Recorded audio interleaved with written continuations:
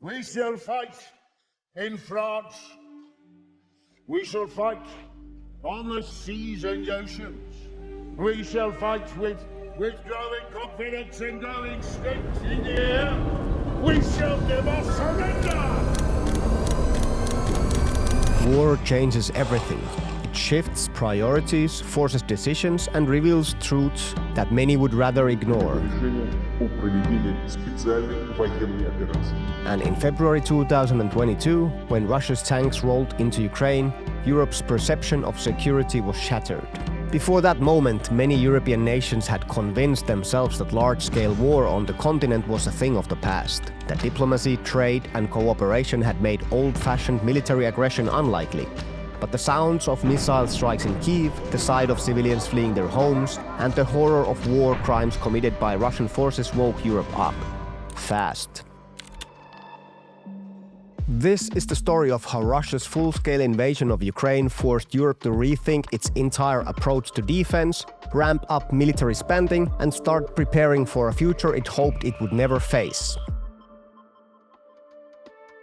Let's start with the countries that didn't need a wake-up call. Those that border Russia, the Baltic states, Estonia, Latvia, and Lithuania, knew exactly what Russian aggression meant. Poland, Finland, and Sweden had no illusions about the Kremlin's intentions. I think we in Finland understand exactly what you're going through. We have 1,340 kilometers of border with Russia. In November 1939, Russia attacked us, completely unprovoked. We fought 2 existential wars against Russia. The first one was the Winter War. It lasted only 105 days and we were able to hold the line. The second one was the War of Continuation, which lasted pretty much 1,100 days. And that's what you've been going through right now. For me, this war is about the existence of nationhood in Ukraine. And that nationhood is based on a triangle. And that triangle is something that we thought would be respected ever since the end of World War II. And that is independence, sovereignty, and territorial integrity. These nations had been warning the rest of Europe for years that Moscow was a threat, that Putin wasn't finished redrawing borders, and that complacency would be dangerous. Russia in open and direct involvement in and is at stage of war against Ukraine, and it is clear that means against country who wants to be closer to Europe. That means Russia is practically in the war against Europe. And that's we need to take into account, not hide anymore these kind of questions and take actions. When the invasion began, these states acted immediately. Poland announced plans to double the size of its army. The Baltic states sent massive amounts of military aid to Ukraine, depleting their own stockpiles in the process. Finland, which had always maintained a strong defense, ramped up its military cooperation with NATO, and alongside Sweden, made the historic decision to abandon neutrality and join the alliance. These countries understood well that defense wasn't a matter of survival, and their urgency quickly spread to the rest of Europe. The UK, no longer part of the EU but still a key European power, increased its defense budget and provided Ukraine with cutting-edge missile systems and training programs. France, which had long been one of Europe's strongest military powers, also pledged to increase spending, focusing on strengthening its nuclear deterrent and expanding its defense industrial base. Alongside Emmanuel Macron abandoning previous illusions of a peaceful resolution with dictators and ramping up military aid to Ukraine, including long-range missiles and fighter jets. Decades of peace had led to downsizing in the defense sector. Many European nations had cut back on weapons production, relying instead on stockpiles or slow procurement processes. That had to change, and fast. Factories across Europe ramped up production. Ammunition plants, which had been producing shells at the peacetime levels, suddenly had to increase output tenfold. Tank and artillery production soared. Countries like Germany and France started talking about creating a European defense industrial base that could ensure Europe wasn't dependent on American weapons for its security. The goal was clear. Europe needed to be able to arm itself. The war had shown that modern warfare consumes massive amounts of resources, and if a larger conflict broke out, Europe couldn't afford to be caught unprepared. No, I would not protect you. In fact, I would encourage them to do whatever the hell they want. You got to pay. You got to pay your bills. Trump's time in office brought a new challenge to the table, an assault on the Transatlantic security framework that had kept Europe safe for decades. He mocked NATO, calling it obsolete, and cozied up to Vladimir Putin, siding with Russia over US intelligence agencies.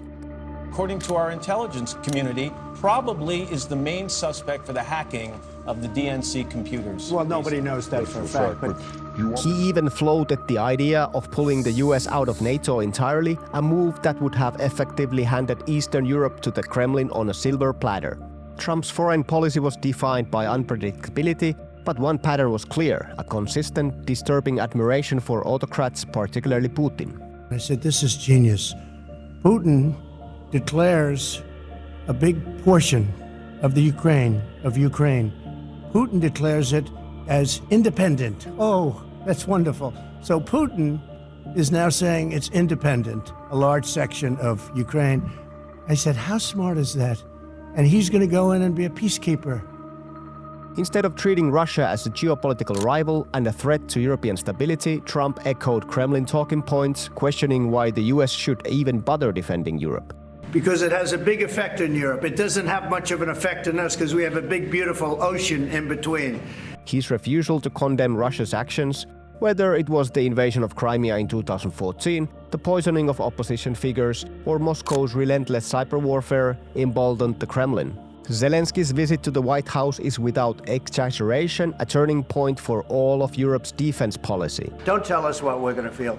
We're trying to solve a problem. Don't tell us what we're going to feel. I'm not telling you. Because I'm you're in no answering on position to this question. dictate that. That's Remember exactly what this. you're doing. You're in no position to dictate what we're going to feel. How much can you rely on allies that yell at you, blame you for being invaded, interrupt you, and eventually kick you out? And I quote, Trump kicked out Zelensky. He did not walk off on his own. The rare mineral deal was not signed. European leaders now operate in a new reality where they can no longer rely on the US as they once had.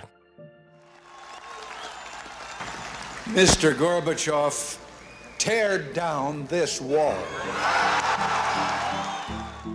For the first time in modern history, there is a real fear that America might abandon them completely. The next step is crystal clear: defense autonomy. If we don't spend more together now to prevent war, we will pay a much higher price later to fight it. One initiative that stood out in the chaos was the Joint Expeditionary Force, JEF, a military coalition led by the UK, bringing together 10 Northern European nations, including the Baltic states, the Netherlands, Sweden and Finland. Unlike NATO, which operates by slow consensus, JEF is built for speed. It doesn't require the bureaucratic delays of the EU or NATO decision-making process. If two members agree, one of them being the UK as the lead framework nation, the JEF can undertake a series of activities and missions. They don't require unanimity. In NATO, you require the unanimity of 32, where in the EU, it's a unanimity of 27. In the JEF, it's 10. So within the JEF, if there is broad consensus of direction of travel, or even a subset of the JEF, it can still act. When Russia invaded Ukraine, JEF quickly mobilized troops, increased security in the Baltic region, and provided vital early deterrence. JEF is the kind of flexible, rapid response force that Europe desperately needs. It proves that European nations can defend themselves without waiting for US approval. But it's not enough on its own. Europe still needs large-scale defense capabilities, and that's where Germany comes in. For too long, Germany was Europe's weak link in defense policy. It enjoyed the economic benefits of European leadership, but refused to take military responsibility. It underfunded its army, ignored calls to modernize, and maintained deep energy ties with Russia, even as Putin's regime grew more aggressive. But in 2022, we have started to see a shift, though painfully slow at first. German Chancellor Olaf Scholz says that Russia's invasion of Ukraine has ushered in a, quote, new era in world history. He announced a one-off, quote, special fund of 100 billion euros to bolster Germany's defences. So far, the results, including Zeitenwende, have been mixed. Germany has increased arms production and committed to sending advanced weaponry to Ukraine. But bureaucratic inertia and political hesitation still slow the process. Friedrich Merz, newly in power, brings cautious optimism. Known for his more hawkish stance compared to Scholz, he has signaled a stronger commitment to NATO and European defense. Deutschland ist zurück. Deutschland leistet seinen großen Beitrag zur Verteidigung der Freiheit und des Friedens in Europa. As well as gestured towards the too long delayed delivery of Taurus long-range missiles to the Ukrainian front lines. If he chooses to break this deadlock created by Scholz, it would signal a decisive shift in Germany's military posture and reinforce Europe's commitment to Ukraine as well as its own security. Outgoing Parliament has approved a plan to break with generations of tradition and amend the Constitution to allow for borrowing of up to €1 trillion to spend on defence and infrastructure. So where does all of this lead? Europe is now entering a new era, one where military spending is no longer an afterthought, where nations are rearming at a scale not seen since the Cold War, and where defense cooperation is becoming a top priority. Countries like Poland are turning into military powerhouses. The Baltic states are fortifying themselves like never before, with advanced missile defenses and rapid response forces. Sweden and Finland are strengthening NATO from the north. The Joint Expeditionary Force is providing its worth, and Germany, if it truly commits, could become the backbone of European defense. One thing is clear: the era of European complacency on security is over. Russia's invasion of Ukraine has changed the continent forever, forcing it to rearm, rethink, and prepare for a world where power still matters.